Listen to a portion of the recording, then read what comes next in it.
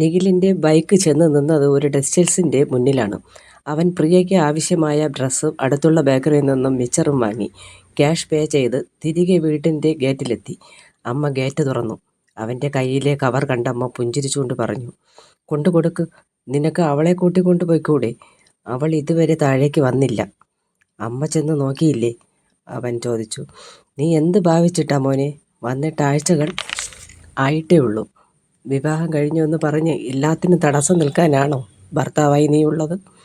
അമ്മയുടെ ചോദ്യം കേട്ട് അവൻ പറഞ്ഞു, അമ്മേ, തടസ്സം പറഞ്ഞതല്ല, ഈ ഇൻ്റർവ്യൂവിന് പോകണ്ടെന്നേ പറഞ്ഞിട്ടുള്ളൂ. അവൾ ഭയങ്കര വാശിയാണമ്മേ, വാശിക്കാരത്തിയാ. ശരി, അവിടെ ചെല്ലു, അമ്മ നിഖിലിനോട് പറഞ്ഞു. അവൻ മുറിയിലെത്തി. പ്രിയയെ അവിടെ ഉണ്ടായിരുന്നില്ല. എവിടെ പോയി? അവൻ എല്ലാ സ്ഥലത്തും തിരഞ്ഞു. അവളെ കാണാനില്ല.